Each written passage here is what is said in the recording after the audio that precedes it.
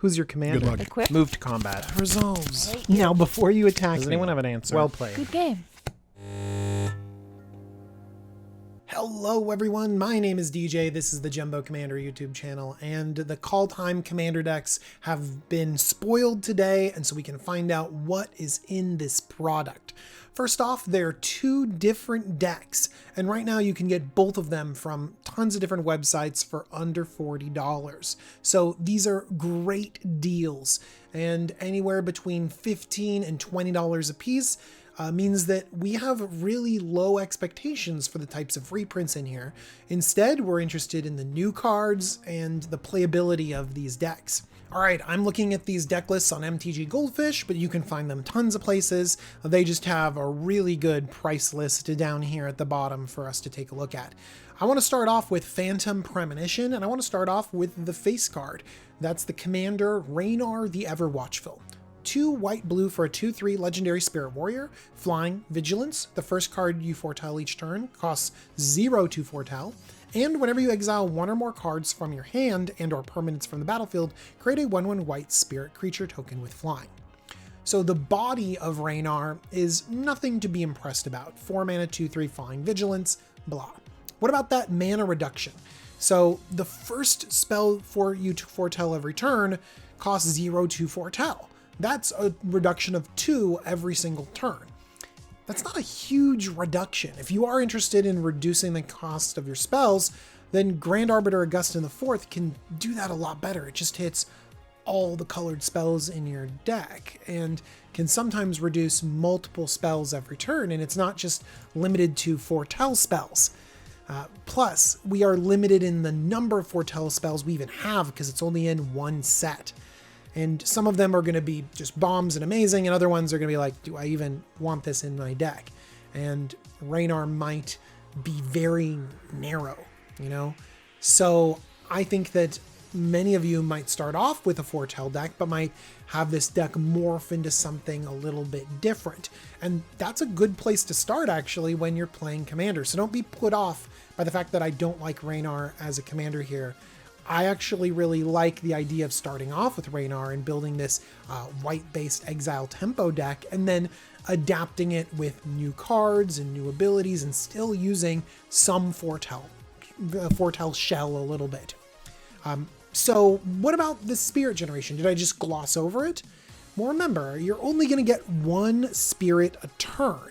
It's not like you exile your entire board and bring it back again and then you get a bunch of Spirits. It's just 1. Remember Kaikar just a couple sets ago in M20?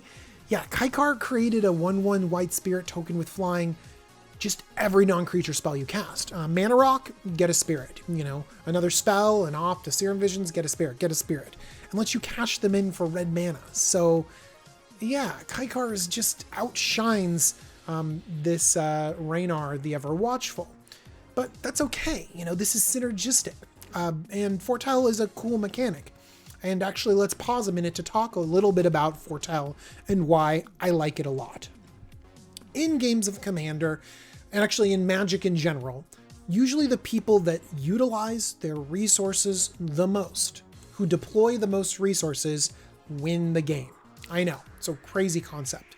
But if you can spend more mana than your opponents, do more things, you usually have a good shot of winning. And foretell helps us do that.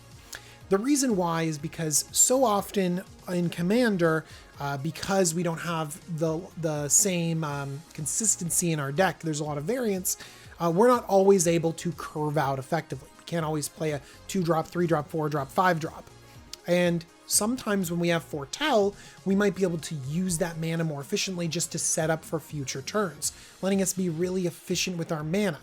If your opponents are ramping, and we know how important ramp is, but they're not using that mana, well, you know, doesn't make sense. But if you are able to foretell consistently and be able to use those spells later on, and you're utilizing all your mana, then that's a big thing. Here's another thing, and the reason why I love foretell on instant spells. Very often later on in the game, you feel pressured in these, you know, blue-white decks or decks that run instants to hold something up. Cosmic Intervention, spoiler, just saves your board.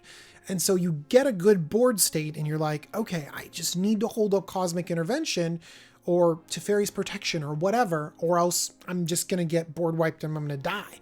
So you spend several turns not developing your board, not doing very much, just holding up this protection spell or holding up a counter spell so you don't lose the game. And that's fine, but if you can hold that spell up for less mana because you foretold it, then that's even better. It lets you hold something up and deploy something to the board. So Foretell is sneaky good. Now, let's take a look at Cosmic Intervention and find out if this fits in our deck.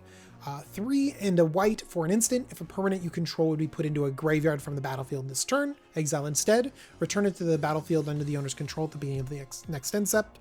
You can cast its Foretell cost for 1 and a white. That means that you paid 2 at an earlier turn, and then you just have Cosmic Intervention for 1 and a white. Feels like good levels of protection. But Cosmic Intervention could do a little bit more. It's actually kind of like a Second Sunrise or a Faith's Reward, where you have the ability to sort of exile everything and then bring it back again. I've seen people do crazy stuff with board wipes and working around this, where you wipe everything, maybe including lands, because this does affect all of your permanents. And then Cosmic Intervention just brings everything back again. That could be pretty nasty. One thing that this doesn't do is it doesn't answer Cyclonic Rift like Teferi's Protection does, and that makes me sad. I want to be able to answer Cyclonic Rift because it feels like I'm losing to that more often than I'm losing to just Damnation. So I like Cosmic Intervention, but I think it's going to be too weak, and it's going to be an imitation of too many effects we already have. We just got Flawless Maneuver, the protection spell in white, which you can cast for free if you have your commander. So we have a free protection spell, which is better than this Foretell ability. I don't know. But I am excited about just them playing around with this design space, even if Cosmic Intervention doesn't actually make it into a lot of different decks. All right, Hero of Bredegard is very fun. 2 and a white for a 1/1 human warrior. Whenever you exile a card from your hand or the battlefield, whatever, you put that many +1/+1 counters on this creature. That's awesome, because if you Cosmic Intervention and you have 10 permanents leave and come back again, Hero becomes an 11/11. Yeah. And I've seen Brago decks that just blink everything, all of their mana rocks constantly back and forth, and then Hero would just get out of control. And it gets even better. It's not just +1/+1 counters, because when you have 5 or more, it becomes an angel with flying, and when you have 10 or more, it becomes a god with indestructible. Listen, this is not a slam dunk. It does have evasion when it starts getting bigger. It does have protection when it gets bigger, but it's just a big, dumb creature, and it does put itself at odds with the blink strategy. If you have a lot of creatures that give you value when you blink it in and out, Hero of Bredegard is not good to blink. And so I like that tension in blink decks, and I think that this is just big and dumb and fun, even though it has a few hoops to jump through. It actually reminds me of Selfless Squire. It is a good thing to blink right here, but it just kind of does something really weird. There's like a fun hoop to jump through, and then it just gets big and dumb, and your opponents just have to block it. All right, let's talk about white's continued failure to ramp with Stoic Farmer. 3 and a white for a 3/3 dwarf peasant. When it enters the battlefield, search your library for a basic plains card and reveal it. If an opponent controls more lands than you, you get to put it on the battlefield tapped. Mind blown. Otherwise, you get to put it into your hand. Listen, 4 mana, ramp a card exists. It's Core Cartographer, and this is very mediocre. This is kind of pathetic ramp. But guess what? This gets any plains card, so you can get fancy lands as long as they have the plains type, and it always puts it onto the battlefield. This Stoic Farmer can only get a basic plains and can only put it onto the battlefield if your opponents have more ramp than you. It does have the added ability of foretelling, and that could theoretically be fine. listen, I don't even know if we want to be, putting our ramp on the installment plan. Stoic Farmer does not spark joy. I like that they're playing around with ramp and white, but I don't like Stoic Farmer very much, and I wish it was better. Why couldn't they just automatically put it onto the battlefield?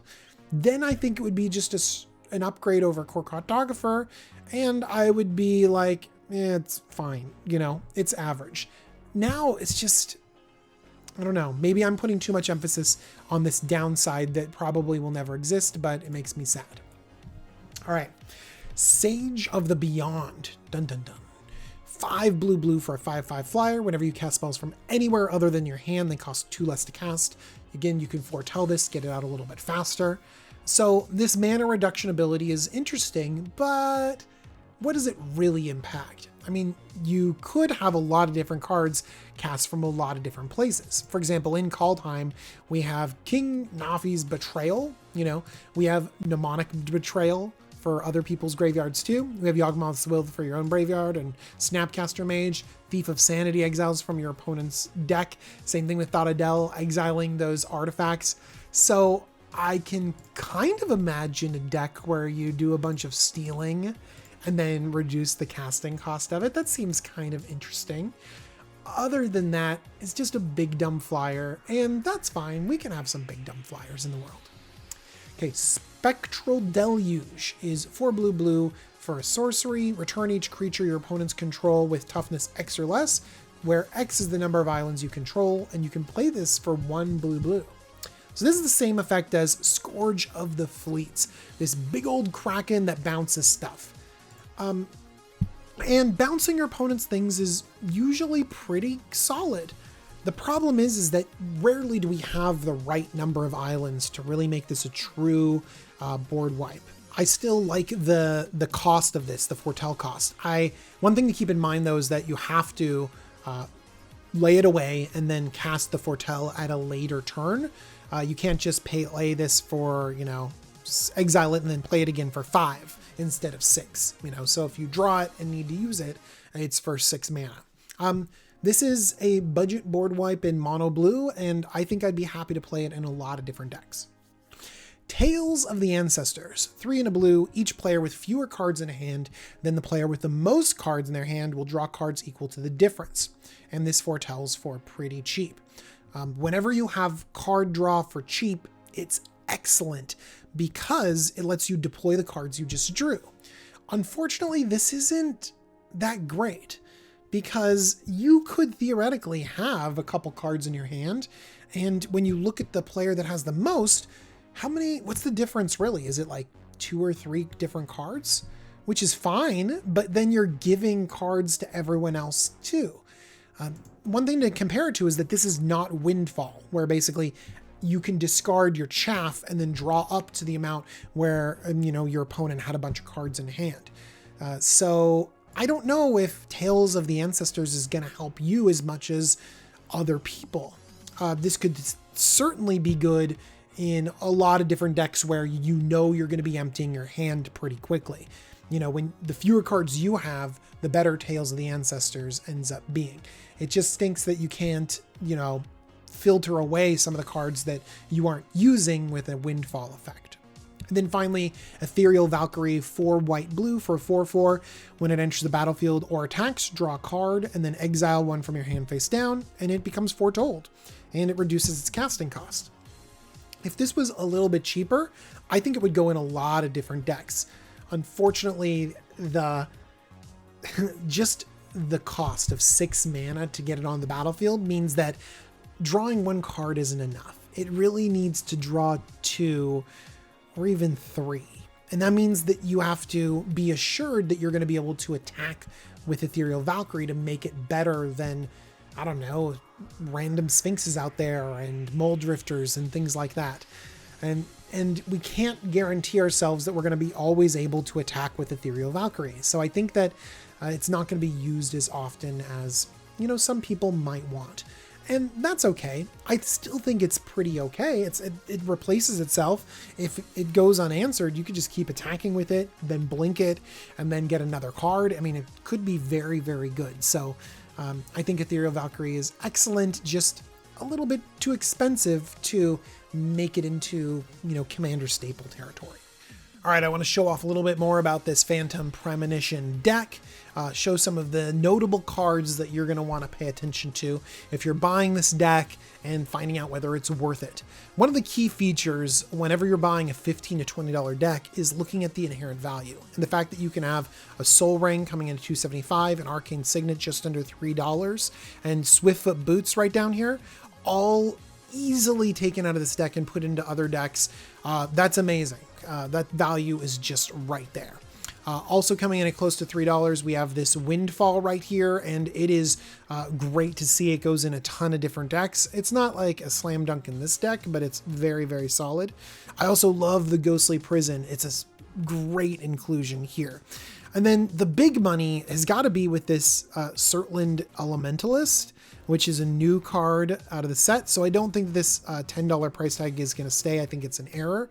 But if it's true, you don't need it for this deck. Like, just take it out, sell it, and then buy another deck. It's very good. And then Eerie Interlude doesn't feel like a $250 card, but hey, if it is, it is. Brago was just reprinted and there's cool foiling of it. So again, I don't think it's a $5 card, but it could be. It could be. Restoration Angel is a good solid $2 card right there. Arcane Artisan, fine for this deck. You really want to cheat in bigger and badder things. So it could easily get out of here. But again, solid value at $285. A lot of the components of this deck are really spot on. There's a lot of really good stuff to it. I love the strategy of getting these foretell synergies going on, and then also incidental flyers. One thing though is that, remember, you're only getting one flyer a turn off of your commander if you're doing everything right. And I think that there's just better flyer commanders out there. So cards like Empyrean Eagle and Thunderclap Wyvern, they just feel like they're a little bit flat. They're anthems for part of your team and they're overcosted. I'd just rather have good anthems or blink targets. And actually, I think that's the direction I want to go. I think I would go for blink targets, and that's why I would move Brago King Eternal into the commander slot, or I'd go and pick up a Yorion and move that into the commander spot as well. At just $1.50, it'd be a good commander to have in the command zone. One thing about Yorion is that it's this guaranteed blink, and it blinks all your permanents. It's really great. It could go in the 99. And then when we look at, where is he?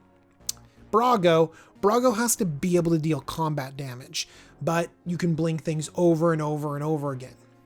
People are scared of Brago decks too, though, so that's something to keep in mind. It's something that people are definitely worried about. But again, Brago and Yorion can blink everything. That means that they can blink your artifacts, you know what I mean? So you can have answers on your opponent's turns. They can blink your enchantments, so you can reset your Banishing Light. Spoiler, I'm planning on getting rid of Banishing Light in this deck. But those are some of the components of this. So I would cut the Flying Matters strategy, and I would lean heavily into the blink strategy. Yorion is fine, but I would actually look at running Ephemerate, coming in at 26 cents. It's just a way better version of some of these other things like Momentary Blink and Eerie Interlude. A creature that might be good would be Eldrazi Displacer, but coming in at 242 and the need for colorless mana in your mana base, this might not be for you. Could be, but might not. I would instead go with Charming Prince at $1.35 because it blinks and it's a good blink target, allowing you to scry and draw along with it. And to be honest, there's a lot of good blink targets in here. Whirler Rogue, Cloud Blazer, Cloud Goat Ranger, Geist Honored Monk, Mole Drifter, Sun Titan. These are all really solid blink targets and can give you tons of value in this sort of go-wide deck. One thing that's a little bit down about this deck, though, is that they've included some foretell spells that are less than good. They're lacking. Iron Verdict is one of them. It's 3 mana or 2 and then foretell for a white to deal 5 damage to target tapped creature. that is not enough in Commander. It's just not great. Raven form right here has you exiling target artifact or creature, but it's not at instant speed.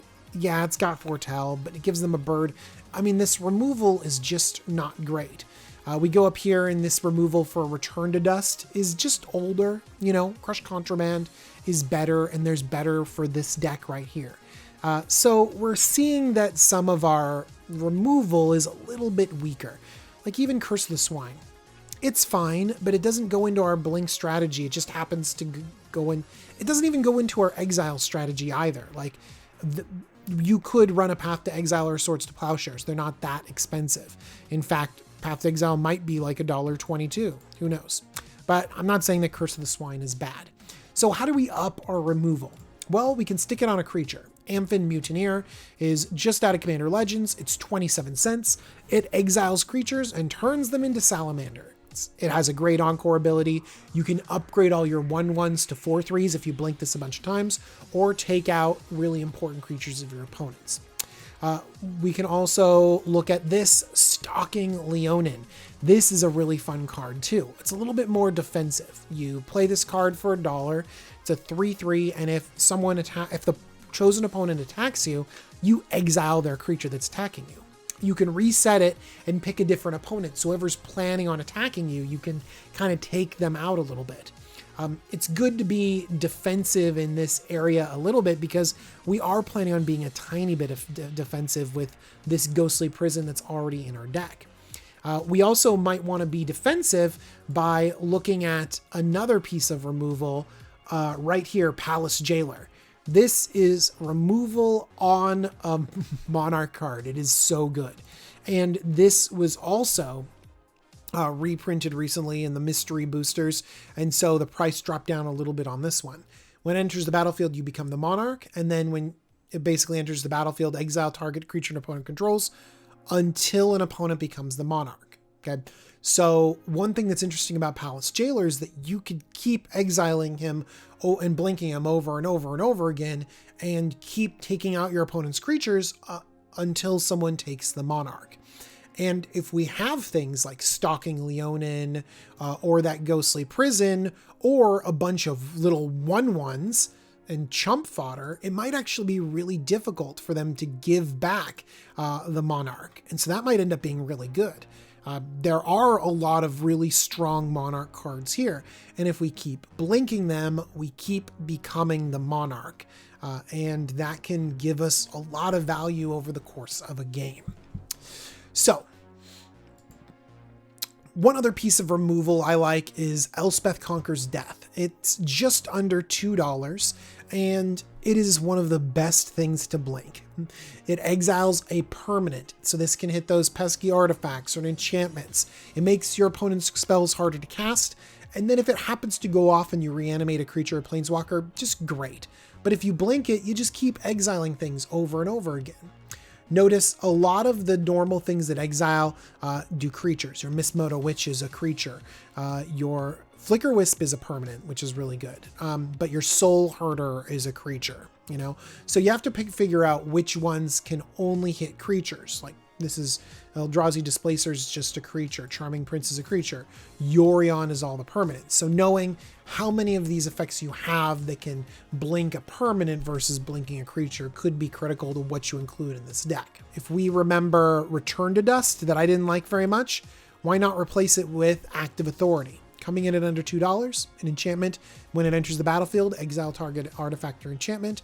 It's got some political stuff in mind. You can exile something else, but you have to give them the active authority and you pass this thing around. Or you can just blink it over and over again and still take out artifacts and enchantments over and over again. It's just great. And then if we want to gain some value from what we blink, I really like Watcher for Tomorrow. It's a very simple card. It has Hideaway. Basically, you get to look at the top 4 cards, exile one of them face down, and put the rest in the bottom of your library. And whenever this leaves the battlefield, you get that card into your hand. Notice it leaves the battlefield, so if you blink it, you get that card in your hand, and then you get to look 4 deep again. It's just a great impulse attached to a creature. Coming in at 30 cents, it's just really great. Some other cards that I really like, especially if we have Yorion or Brago at the helm, it's just the card advantage that you get from Cloud Form and Light Form. The reason why is because these hit the battlefield. By the way, they're 10 cents and 10 cents primo cards. They hit the battlefield and they manifest a card. They could manifest amazing cards, you know, and we have a lot of really good value creatures on here. And then if we want to blink, we can blink the Cloud Form and the manifested creature. So the creature comes back onto the battlefield and it comes back face up. So you've essentially cheated the mana cost and cheated a creature into play. The Cloud Form comes back in and then manifests another 2/2 on top of it. So it's not only like you drew a card, but you actually drew and cheated into play a card. When you think about Brago, it doesn't make all the lists because Brago is gross and insane. But if you're going for something that's a little bit more fair, if you're going for Yorion or if you're going for a fair Brago, then trust me, these are so much fun to gain card advantage every single turn. Now, so far, what I've talked about is a lot of blinking, a lot of card advantage, a lot of answers. And we don't have a lot of ability to just smash your opponents. And that is actually a problem of this deck, something that they were trying to solve with Empyrean Eagle and all of these pump effects, especially on your flyers and your ability to sort of go wide with goats and spirits and all sorts of stuff. I just don't think +1/+1 is good enough in Commander. And I don't know if these flyers will be good enough before someone ends up board wiping. So they have some answers to this. In this deck, they have Stormherd. I love Stormherd, don't get me wrong, but there's not enough ramp to reliably get to Stormherd and then swing properly. I just don't think it's there. The next thing that they have is Day of the Dragons, which is upgrading all your stuff into dragons. That's a pretty okay technique, especially for going wide. Essentially, and they're 5/5 dragons, so it's like +4/+4 to all of your, soldiers and spirits and all this other stuff. So again, not a bad win condition, but it's just like Stormherd, where it's so expensive and it takes a whole turn where your creatures and your enchantment are very vulnerable. So there are not a lot of ways around this. Call to Unity is one of the cheapest ones at 28 cents. It can anthem your creatures a lot, but it takes a lot of turns. So you play it on 5 and then you take up 6, 7, 8. Like, you're talking about turn 8 anyways to be able to get, +3/+3. There are +2/+2 anthems. I don't know if that's good enough. What I would say would be really good is a card like Elish Norn, way too expensive. Maybe a card like a Chroma's Will, where you give them double strike, but this is under $4. And if this card might not even be the best. Double strike works best when you have creatures that already have a normal amount of power. Doubling a 1/1 to a 2/2 is the same as having an anthem. A 3/3 to a 6 power, that's a pretty good sized anthem there. So Chroma's Will is going to work better in different decks. Maybe if we're not going as much wide. I think that we want to experiment around with how we're using our finishers a little bit. Of course, we can use some other finishers like this Surland Elementalist. It has you casting instants and sorcery spells without paying their mana cost. I don't love that. I mean, maybe that's why the Stormherd is in there, to be able to just cheat it and play with one single creature. But I would much rather replace that with a Diluvian Primordial. Basically just get value from casting your opponent's spells over and over and over again. And that might be the way that we gain card advantage, is by having some of those big spells going off and taking control of our opponent's creatures. Unfortunately, one of the best ways to do that is kind of expensive. It's Agent of Treachery. And I didn't have it here because it is a $6 card. Yeah, I know. Agent of Treachery can help you take over a game, though. It just stinks that it's $6. Like, that's a big part of your budget when you only spent $20 on this deck. So what I would do in terms of finishers is maybe leave in Day of the Dragons. I might take out Stormherd and take out Surland Elementalist and just try to gain value along the way, every step along the way. So that is the deck tech. I hope you have a deeper understanding of Phantom Premonition. You understand some of the strengths and weaknesses of the deck, some of the ways that you could upgrade it or different directions you can take it, and different cards you can add for not very much money. I am going to be doing the elf deck in a later video coming out in just a couple days. So like, subscribe, hit that bell icon so you can see when that video comes out. I also want to thank my sponsor, Dragon Shield Sleeves. I want you to take a look at these sleeves. They are phenomenal. Their art is insane. These were designed with Kaldheim in mind, and they're the classic Dragon Shield quality. Beautiful sleeves. Look at that shine on them. Very cool art. And it's that great textured matte black, really thick, really good quality. And you know, you should know that because they're Dragon Shield sleeves. They make awesome stuff. I also want to thank Cool Stuff Inc. They're the sponsor of the Jumbo Commander YouTube channel. You can pick up these sleeves over there too. They come out on the 29th. I also want to thank my patrons. They're amazing. They're phenomenal. And I couldn't do this without them. So thank you so much, patrons. And thank you for watching this video. I am so excited to do the elf one next because elves are a cool tribe. All right, everyone. Talk to you really soon. Bye-bye.